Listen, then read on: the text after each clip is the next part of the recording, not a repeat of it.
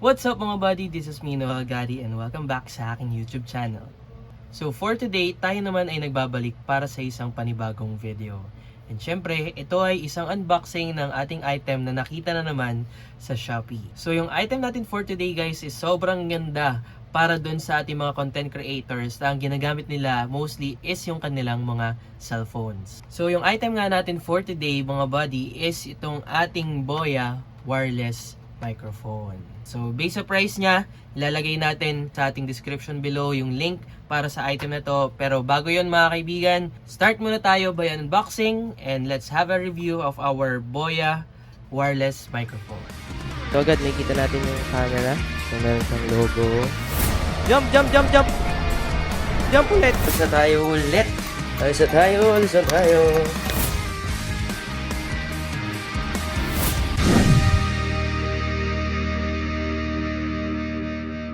So yung Boya wireless microphone na meron tayo is yung variant na para sa mga iOS or sa mga iPhones natin. So meron din silang variant na para sa Type-C users or sa mga Android users or kung naka iPhone 15 ka na, so pwede mo na rin to magamit. So ito na nga yung microphone natin from Boya. And makikita nyo naman, meron tayong isang receiver and isang transmitter. So dito sa box niya, so for lahat naman ng details is nakalagay dito. So sa harapan, makikita mo yung products natin. And also, meron tayong isang magandang feature dito which is yung ating noise reduction button. So dito, meron siyang pinipindot para maging noise reduction yung pagkuha niya ng audio natin. Pag hindi natin yun pinipindot, ibig sabihin kung ano yung sound na talagang naririnig natin, yun na yung makukuha talaga ng ating microphone. So, ito siya mga buddy. And sa gilid, ito nga yung sinasabi ko, ang kinuha natin is yung para sa iPhone or iPad na variant. Sa likod naman, nakalagay lang naman dito is omnidirectional siya. Tapos Type-C ang charging port.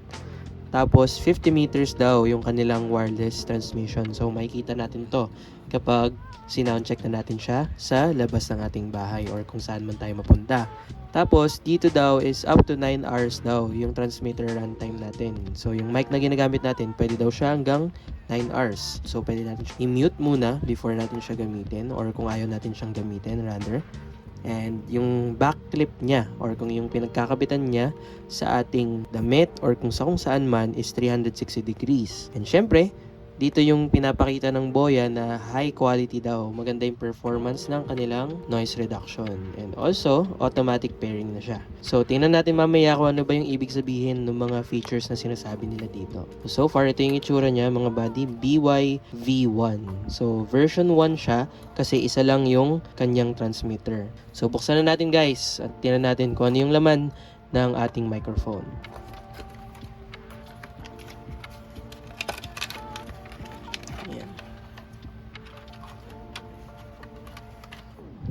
So dito guys, ang una natin makikita is yung ating quick start guide.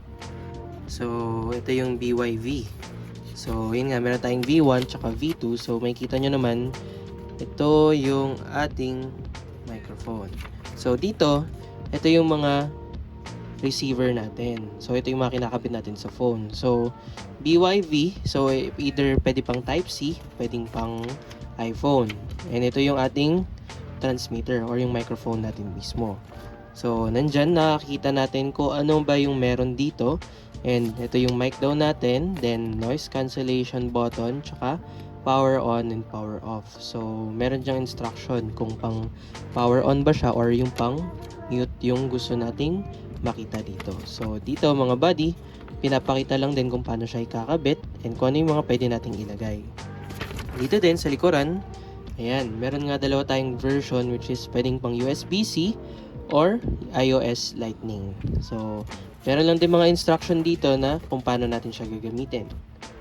So, ito yung laman ng ating quick start guide. Ngayon, ito na yung ating microphone. So, unahin natin yung ating microphone mismo. So, at first look, yan, pasensyahan nyo na medyo nagbabalat yung kamay ko.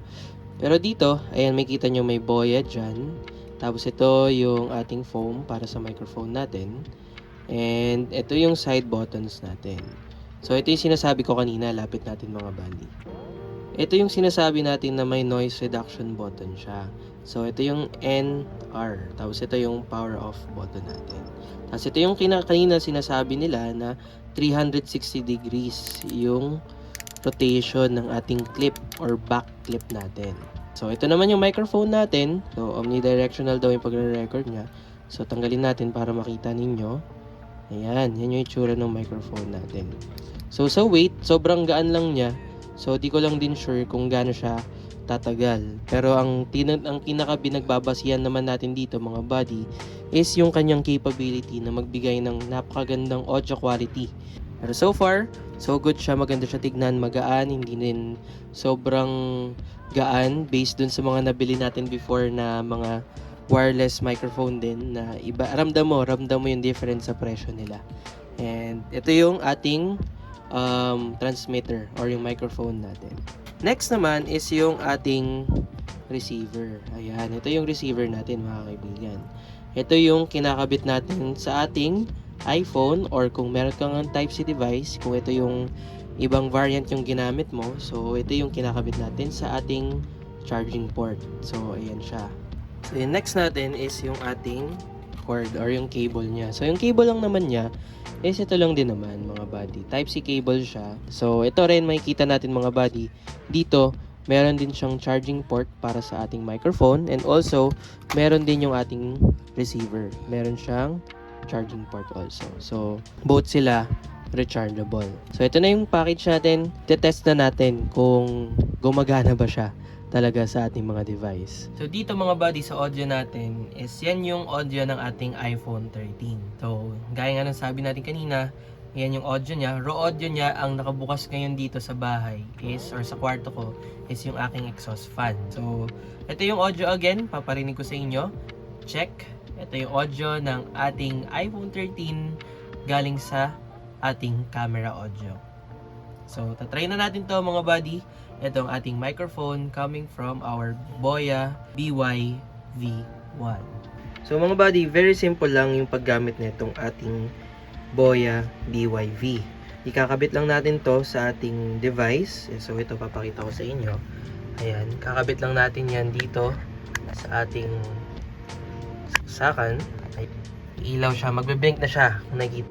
So yung gagawin natin is kapag nakakonect na siya sa phone natin, i-open na natin yung ating microphone. So sabi doon is i-hold lang natin. Pagkatapos nun, pag umilaw na siya, automatic na magko-connect na siya doon sa ating receiver. Iilaw na rin yung ating receiver. Kung makikita nyo, ayan. Umiilaw na siya. Ibig sabihin, connected na kagad siya. So ito na yung naririnig yung audio kagad. Hello, sound check. Ayan. Kung naririnig nyo kanina, ayan na siya mga buddy. Once na nakakonect na siya kagad, plug and play na siya dapat. So, yan na yung magiging audio natin gamit yung ating Boya BY-V1.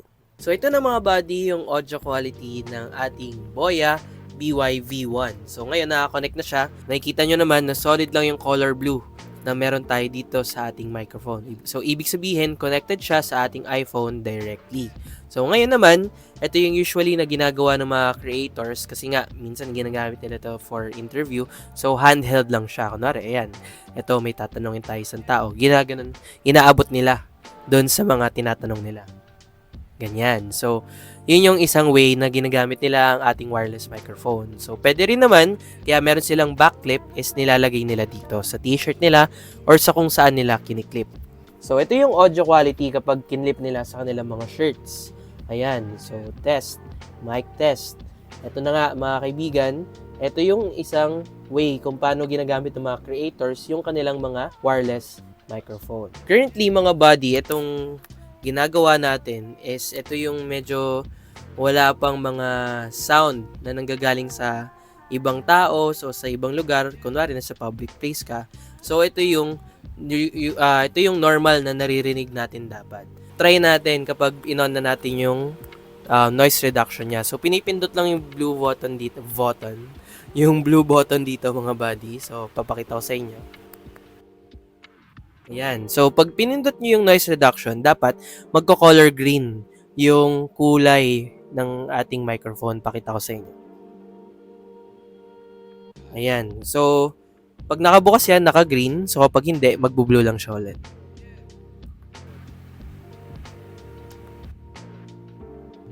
So ito na yung currently na audio natin kapag naka-on yung ating noise reduction dito sa ating Boya BYV1. So, tatry din natin mga buddy lumabas. Tingnan natin kapag nasa public place ka naman, ano ba yung magiging epekto? Gaano ba kalakas yung tunog or maganda pa rin ba yung quality ng ating microphone, which is yung ating Boya BYV1. Let's go. So guys, ayan na, tatry na natin to sa outdoor. Sakto, nasa church kami. So mamaya, or ngayon, papatry ko dito sa kasama natin si Gab kung gaano kalayo yung range yung microphone natin. So, papababain natin siya mamaya dito. So, malalaman natin kapag hindi siya nakakonect or kapag naubos na yung range niya, magbe-blink na to. And same din dun sa ating receiver. So, test na natin ngayon. Let's go. Hello guys, ako nga pala yung nasa ni Kuya Noel na bumaba para i-testing tong microphone natin. So, tetest natin siya mula dun sa pinakababa ng building na to. Let's go. Nag-blue. Layo pa. Hello. Layo pa? Hello.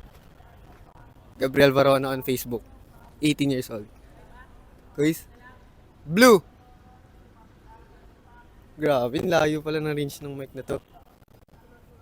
Okay pa siya guys. Guys, okay pa siya. Hanggang saan ba abot na ito? Hello. Hi. Saan na ako makapunta na ito?